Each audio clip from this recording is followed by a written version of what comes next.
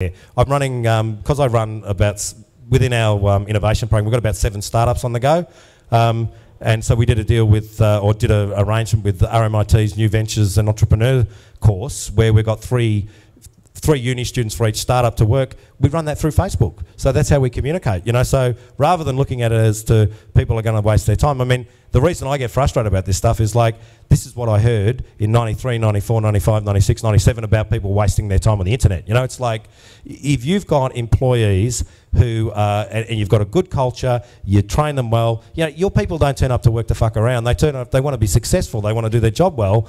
If Facebook helps them do that, and again, we've got a lot of people, you know, moving around the place, so a lot of people within Deloitte, you know, the audit guys rarely come into the office. How are they keeping communicating? One of the guys on the floor, his mother died recently. Now I know him, but I don't know him that close.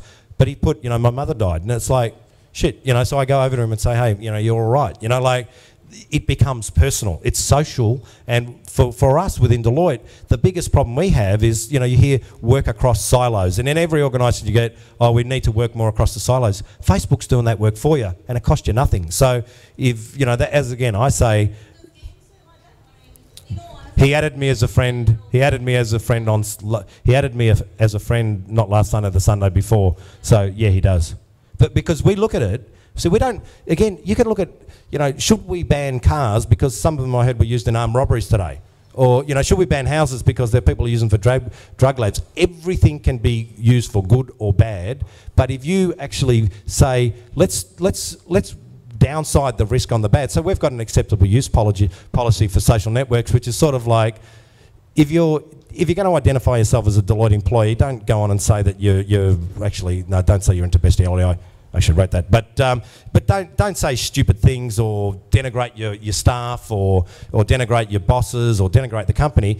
You know, be nice, say interesting things. You know, just be normal. So again, you know, I'm pretty passionate about it because, you know, I've been fighting this stuff for the last 15 years, and it's like, it's just always the same. It's new. We don't understand it. We're scared of it, so we'll ban it. I'm like, it's new. It gives us huge opportunity. Let's leverage it. You know, so, you know, hiring, getting people to work together better, communicating. Again, you know, like when we first started using Messenger in the office, you know, it was like, you know, you're working on a proposal at home or on a Sunday night, and you're using Messenger to send stuff back and forth. But most organisations, oh, we better ban Messenger. You know, people might be talking to each other. You know.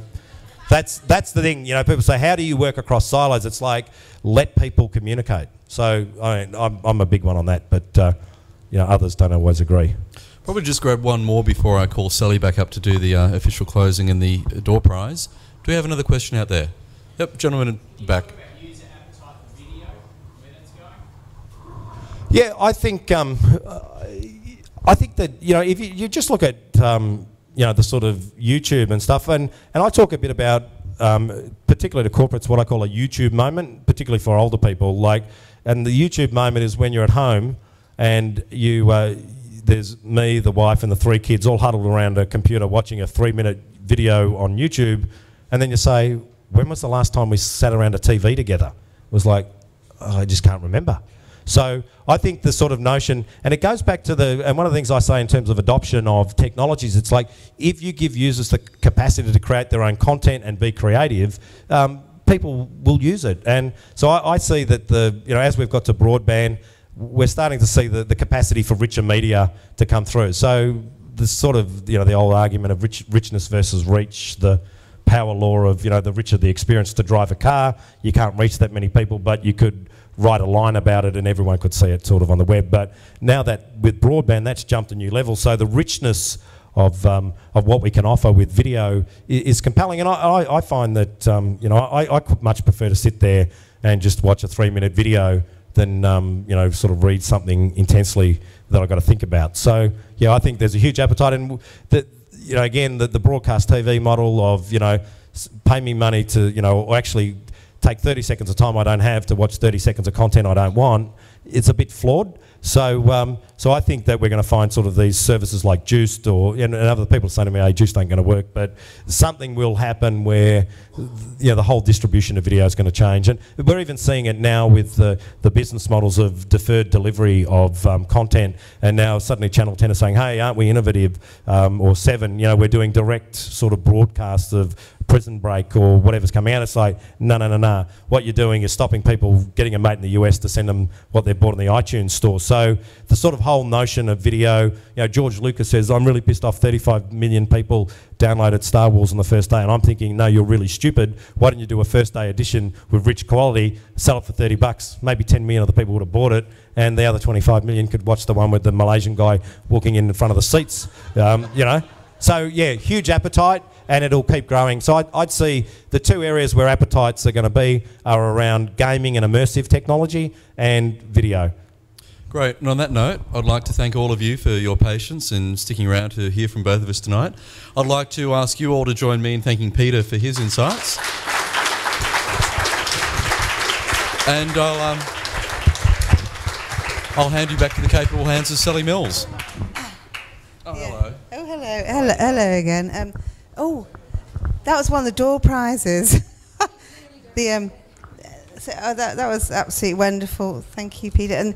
And also, Deloitte Digital very kindly given us a great door prize, which is an iPod. It's a new iPod Nano, the sort of square one. Yeah. So can I ask Michelle Milton of Digital Harbour to come and draw a card? Because Michelle puts an awful lot of effort into these evenings. So here you go. Pick me. I hope your card's not in there. Okay. Oh, no, you don't know whether it's you or not.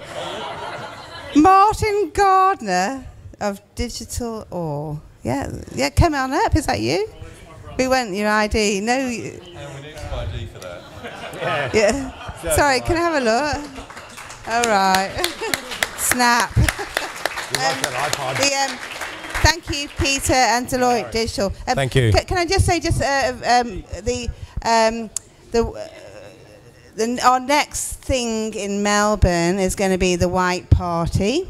It's on Thursday, the 13th of December. We are having it at the Alhambra.